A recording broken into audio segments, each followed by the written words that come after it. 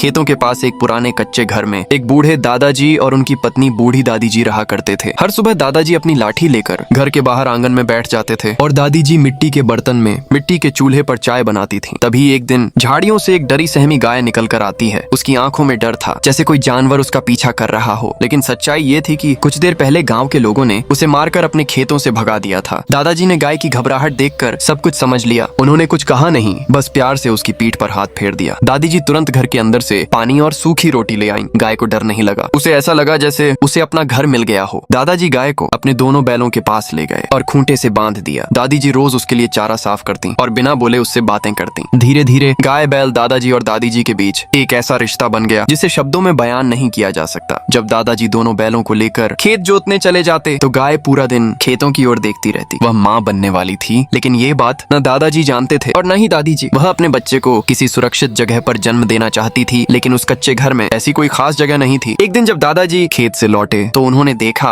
गाय उदास बैठी है। दादाजी को कुछ समझ नहीं आया। उन्होंने उसे रोटी खिलाते हुए प्यार से उसके शरीर पर हाथ फेरा। तभी दादी जी ने ध्यान से देखा और तुरंत समझ गई। उन्होंने धीरे से कहा, यह माँ बनने वाली है। दिन गुजरते गए, हफ्ते और महीने बीत गए। आखिरकार गाय ने दो नन्हे नन्हे बछड़ों को जन्म दिया। लेकिन गाय बहुत कमजोर हो चुकी थी। उसके पास इतना दूध नहीं था कि वह अपने बछड़ों को पिला सके। दादाजी को चिंता हुई। वह खेत में जाकर घास काटने चले गए। दादी जी ने चूल्हे पर गरम गरम दूध बनाया और अपने हाथों से गाय को पिलाया। शाम होने लगी, सूरज ढल गया, रात हो गई, लेकिन दादाजी वापस नहीं लौटे। इसी दौरान घर के बाहर जंगली भेड़िए आ गए और जोर जोर से गुर्राने लगे। गाय डर गई और अपने बच्चों को पीछे छिपा लिया। तभी अचानक दादाजी के दोनों बैल दौड़ते हुए आए और भेड़ियों को मार मार कर भगा दिया और माँ समान गाय की रक्षा की। थोड़ी देर बाद दादाजी वापस आ गए। दादी जी की आंखों से आंसू बहने लगे और उन्होंने बस इतना कहा, नेकी कभी अकेली नहीं जाती। लेकिन दोस्तों, अभी तक किसी ने उन्हें लाइक और सब्सक्राइब नहीं किया।